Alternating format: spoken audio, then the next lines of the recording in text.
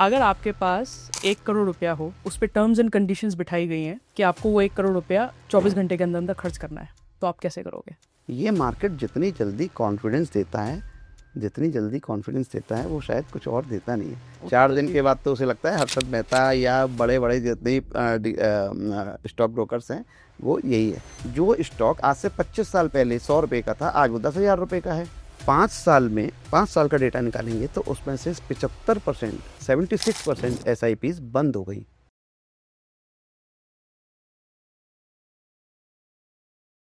आजकल इंटरनेट के दौर में बहुत आसान हो गया है किसी के लिए भी ये देखना कि क्या क्या इन्वेस्टमेंट अपॉर्चुनिटीज़ हैं, क्या क्या फाइनेंस अपॉर्चुनिटीज़ हैं जिससे हम अपनी फाइनेंस हेल्थ सुधार सकते हैं।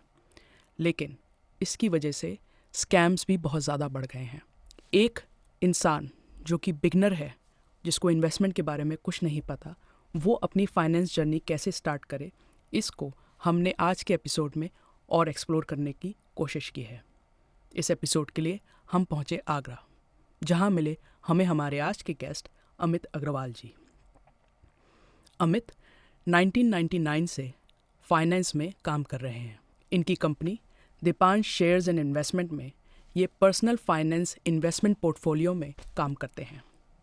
अमित म्यूचुअल फंड स्पेशलिस्ट हैं।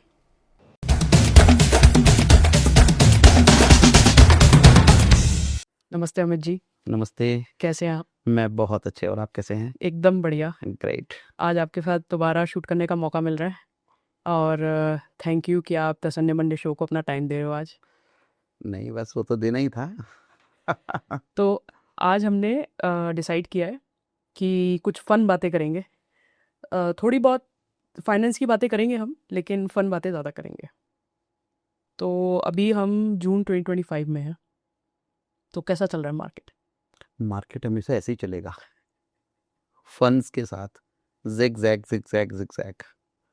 बस इस जिग जैग में जो उतरा वो गया काम से, और जिसने आगे तक बैठा रहा, स्टे इन्वेस्टेड रहा, वो उसकी जर्नी चलती रहेगी। तो अमित जी, आपने फाइनेंस में इतने उतार चढ़ाव देखे हैं, पैसे का इतना बड़ा बड़ा लेन देन देखा है। अगर आपके पास 1 करोड़ रुपया हो और आपके पास आपको ये उस पर टर्म्स एंड कंडीशंस बिठाई गई हैं कि आपको वो 1 करोड़ रुपया 24 घंटे के अंदर अंदर खर्च करना है, तो आप कैसे करोगे? सुनो, शायद मैं खर्च कर नहीं पाऊंगा। उसका एक रीज़न है।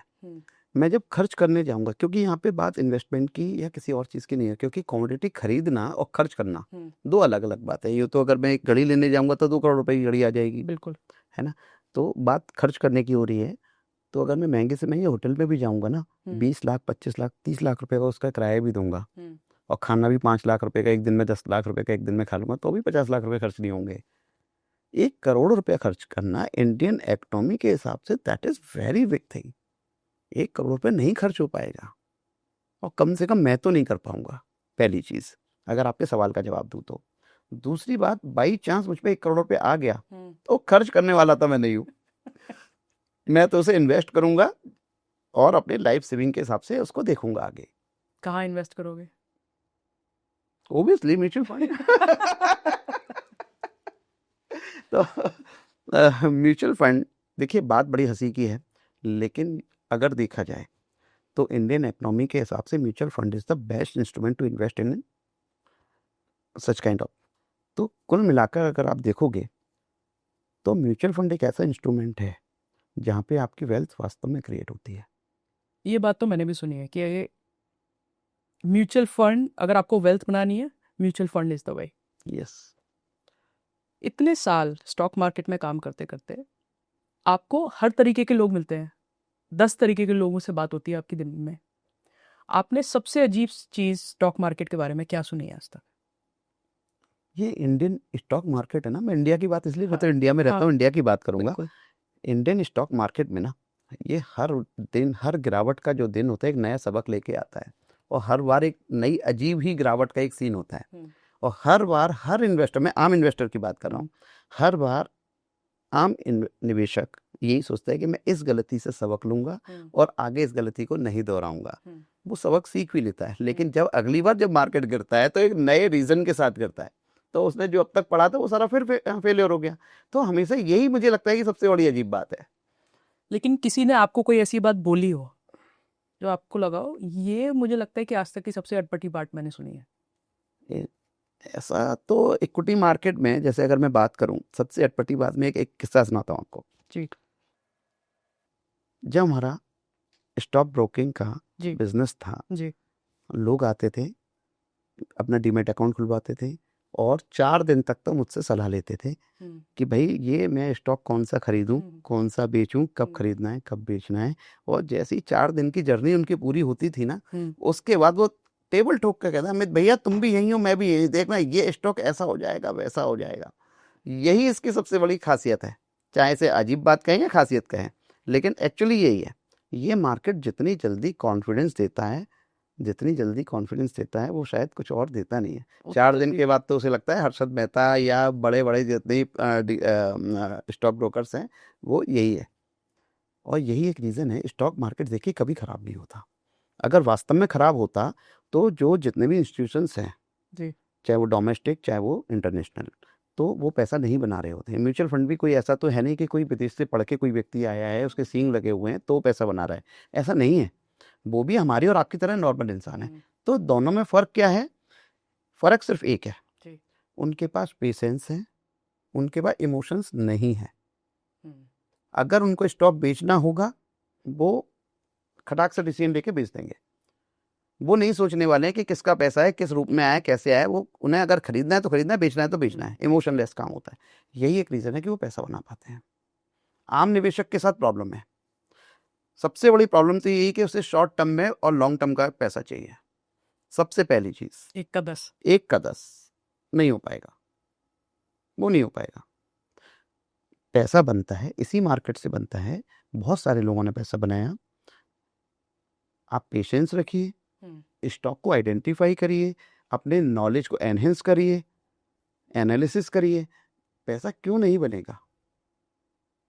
जो स्टॉक आज से 25 साल पहले 100 रुपए का था, आज वो 10,000 रुपए का है, और फिर भी आप पैसा नहीं बना पाए, तो स्टॉक की कमी है या मेरी कमी है? अल्टीमेटली मेरी कमी है। तो सिंपल सी बात क्या है सोनल जी, कुछ नहीं होने वाला है। स्टॉक मार्केट लोग केवल फन के लिए करते हैं। उनके लिए लगता है कि ये जस्ट गैम्बलिंग है और मैं आज पैसा डालूंगा और मेरे को बहुत सारा पैसा मिल जाएगा। ये बिजनेस है, बिजनेस की तरह ही करना पड़ेगा। कुछ उसके प्रिंसिपल्स होते हैं, तो वो हमें फॉलो करने पड़ेंगे। आपने एक बात कही कि स्टॉक आइडेंटिफाई करना सीखिए, और मुझसे ये कई लोगों ने सवाल पूछा कि स्टॉक कैसे आइडेंटिफाई करें। इसका कोई थंब ऑफ रूल है? देखिए, रूल ऑफ थंब, सॉरी। इसका कोई थंब रूल नहीं होता, इसके अपने पैरामीटर्स हैं। आपको वो देखना है कौन सी कंपनी किस स्टेज पर आज है, उसकी बैकग्राउंड क्या है, उसके फाइनेंशियल पोजीशन क्या है, कंपनी किस ट्रेड में है, आगे एक्सपेंशन प्लान्स क्या हैं। बहुत सारे पैरामीटर्स को फॉलो करने के बाद तब आप उसको ये जज कर पाते हो कि हाँ ये लेने लायक है या नहीं। तब आप सोच पाते हैं। ऐसा नहीं होने वाला है कि आप देख रहे हैं कि XYZ कंपनी का और 50,000 करोड़ रुपए का मुनाफा पिछले साल था और ये ले लेते हैं और आगे चल जाएगा। देखिए, मैं मानता हूँ चलेगा, लेकिन ये वन ऑफ द क्राइटेरिया है कि आप इसमें से देख सकते हो कि ये मेरा क्राइटेरिया हो सकता है। अब आपने एक चीज़ देखी, अब मैं आपको एक सवाल करता हूँ। एक कंपनी है जिसका पिछले साल का 50,000 करोड़ रुपए का प्रॉफिट था, नेट प्रॉफिट, लेकिन उनकी फैमिली बैकग्राउंड में क्राइसिस चल रही है। कंपनी के फैमिली बैकग्राउंड में क्राइसिस चल रही है। 2 भाइयों की कंपनी है, दोनों भाइयों में झगड़ा चल रहा है कि मैं कौन सी कंपनी लूंगा, मैं क्या लूंगा। अब आप बताइए उस कंपनी का भविष्य क्या होगा? Never know. तो सोनल जी, ये सारी चीज़ें डिपेंड करती हैं कि आप कंपनी के साथ साथ बहुत सारे पैरामीटर्स हैं जिनको आपको फॉलो करना है। कुल मिला के आप न्यूज़ फॉलो करते रहिए। बिल्कुल। और सबसे बड़ी बात, अगेन, स्टे इन्वेस्टेड, 100% काम होगा। हमारे पॉडकास्ट बहुत से यंग लोग भी सुनते हैं जो शायद अभी कॉलेज में हैं, अभी जॉब करनी शुरू करेंगे। आपको इतना टाइम हो गया काम करते हुए, आपको अपनी फर्स्ट सैलरी वाला दिन याद है? बिल्कुल याद है, कैसे भुलाई जा सकती है। क्या किया था आपने अपनी फर्स्ट सैलरी से? देखो, फर्स्ट सैलरी बेसिकली होता है क्या है ना, जब आपकी फर्स्ट सैलरी होती है, जैसे उसकी खुशी उतनी ज़्यादा होती है जितनी आपको पिताजी ने ना आपको नई एक्टिवा दिलवाई थी ना, शायद उसकी भी इतनी खुशी नहीं होती जितनी अपनी खुद की कमाई हुई सैलरी जब वो अकाउंट में आती है उसकी जो खुशी होती है वो बिल्कुल अलग ही होती है। तो सबसे पहले जाके जाहिर सी बात है वो पैसा जब बैंक से निकाल के सीधा मम्मी को ही दिया था। अच्छा, हाँ कुछ ठीक है खरीदा मम्मी नहीं? और मम्मी ने वापस मुझे ही कर दिया। अच्छा। तो ये होता है। जब आप इतने सारे लोगों को फाइनेंस की नज़र से, जब आप इतने सारे लोगों को रोज़ देखते हैं, इतने सारे लोगों से मिलते हैं, फाइनेंस एडवाइस करते हैं, इतने बड़े बड़े पोर्टफोलियोज मैनेज करते हैं, तो आपकी नज़र में एक कॉमन भारतीय क्या मिस्टेक करते हैं when it comes to finance? Patience. देखिए आप अगर डेटा देखेंगे जी। एसआईपी की मैं बात करूं सिप। सिर्फ 5 साल का डेटा निकालेंगे तो उसमें से 75% 76% एसआईपीज बंद हो गई। यानी उनकी जो एवरेज लेंथ ऑफ एसआईपी है वो करीबन 18 महीने की है जो लोग चला रहे हैं। लोग चला रहे हैं। अच्छा। अब आप मुझे बताइए 18 महीने के अंदर ऐसा क्या मिरेकल हो जाएगा कि आप पैसा बना लेंगे। भाई इंस्ट्रूमेंट अगर म्यूचुअल फंड में अगर आप आए हो इक्विटी का कोई भी इंस्ट्रूमेंट अगर आप ले रहे हैं जी। तो कम से कम 7 to 8 ईयर्स के लिए आप आइए, पैसा आपका बनेगा। अब ऐसा कैसे हो जाएगा 18 महीने आप सिर्फ चलाओगे या म्यूचुअल फंड में दोगे आपका पैसा बन जाएगा? नहीं बनेगा, नहीं बनेगा। और बन भी गया, मान लो आपने 10% उसमें बना भी लिया, क्या हो जाएगा 10% से? भाई आप अगर इस म्यूचुअल फंड में आए हैं, रिस्क ले रहे हैं, अपना पैसा इन्वॉल्व कर रहे हैं, तो कम से कम पैसे को मल्टीफोल्ड तो करिए। और मल्टीफोल्ड करने के लिए आपको समय देना पड़ेगा, मगर पेशेंस है नहीं। पेशेंस है नहीं। तो ये सारी चीजें देखिए। एक और चीज है, पावर ऑफ कंपाउंडिंग जो काम करती है वो सही मायने में 6 साल 7 साल के बाद करती है। क्योंकि जब आपका पैसा मल्टीपल होना शुरू होता है, पहले 1 2 साल 3 साल भले ही मार्केट कितना ही पॉजिटिव हो आपको रिटर्न्स भी दिख रहे होंगे, लेकिन इन टर्म्स ऑफ मनी वो रिटर्न तो कम होगा। परसेंटेज में आप 20% देख रहे हो, 25% मान लिया देख रहे हैं, लेकिन इन टर्म्स ऑफ अमाउंट में देखिए। लेकिन जब यही पैसा आपका 6 साल 7 साल 8 साल रन कर जाता है तब आपका परसेंटेज भी बढ़ता है और आपका अमाउंट भी ज्यादा बढ़ता है। तब एक्चुअली होता है 10 का 20, 20 का 40। बिल्कुल। अब आप ऐसे देखिए ना, आज आपने 100 रुपया डाला है जी। 5 साल के बाद 15% का रिटर्न कोई व्यक्ति पकड़ ले, 5 साल के बाद डबल हो जाता है, यानी उसका 200 रुपया हो जाएगा। अब जो इंटरेस्ट चलेगा वो 200 रुपये पर चलेगा। अगर उससे 15% का रिटर्न वो ले रहा है, 200 रुपये से 15% के हिसाब से उसको 30 रुपया बनेगा, 230 रुपये पर उसका अगले साल के रिटर्न बनेगा। तो आप देख कंपाउंड करते करते तो बहुत पैसा बन जाएगा उसका। और यही कहा जाता है कि 15,000 रुपये की एसआईपी 15 साल चलाने पर 15% का रिटर्न कोई व्यक्ति एज्यूम करता है जी। तो वो 1 करोड़ रुपये बना कर दे देती है। 15,000 रुपए की ऐसा 15,000 रुपये की एसआईपी। लेकिन अब आप देखिए ना, 15,000 रुपये की एसआईपी को 1 करोड़ रुपये से कंपेयर करेंगे तो 15 साल इंतजार करना पड़ेगा। अब आप सोच रहे हैं कि 15,000 रुपये की एसआईपी मैंने 1 साल दिया, 2 साल दिया, 3,60,000 रुपये जमा भी हो गया और मेरे को 4 लाख रुपये मिल भी गया, तो आप 40,000 रुपये में ही तो संतुष्ट हो गए। जहां आपको 1 करोड़ रुपया मिलने वाला था वहां आप 4 लाख रुपये मिल रहे हैं केवल आपको।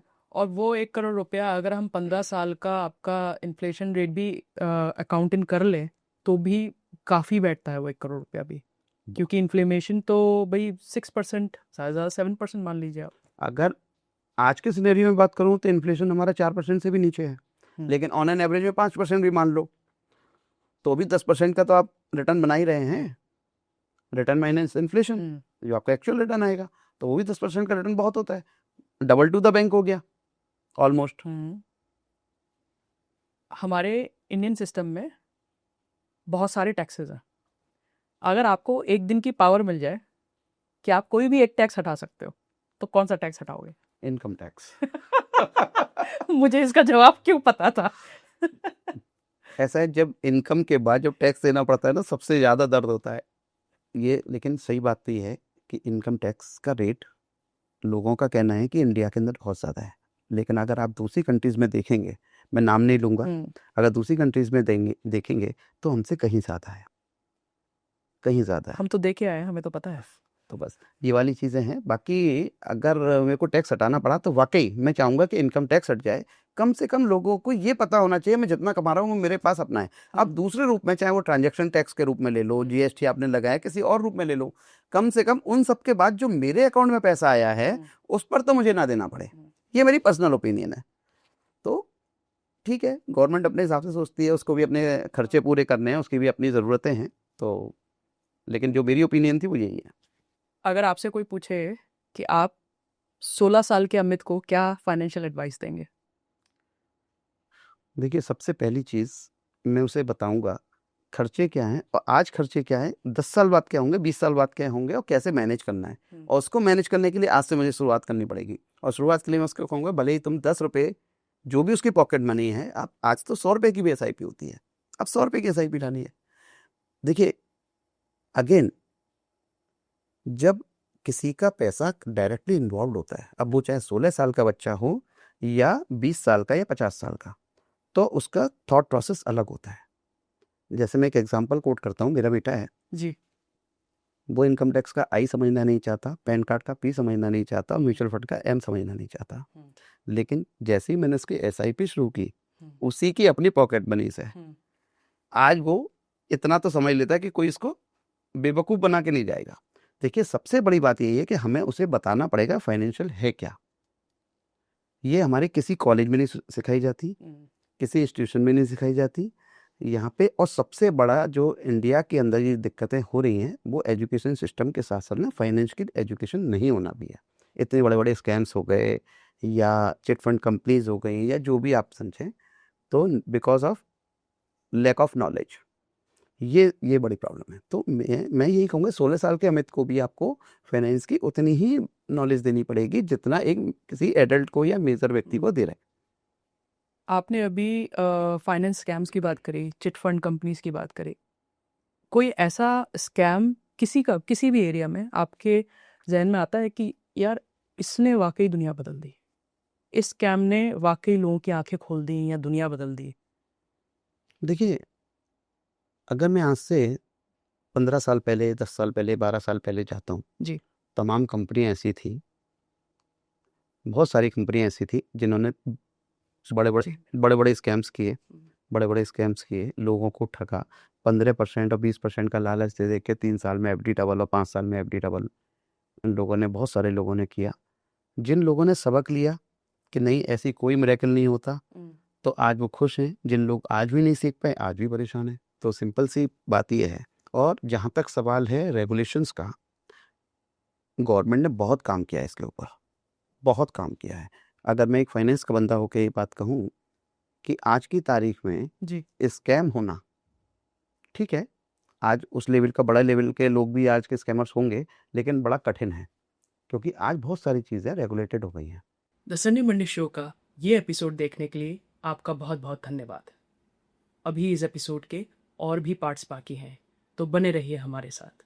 और अगर आपको हमारा कंटेंट पसंद आ रहा है तो हमें सब्सक्राइब करिए और अपने फ्रेंड्स एंड फैमिली के साथ शेयर करिए। इससे हमें आगे बढ़ने में बहुत मदद मिलती है।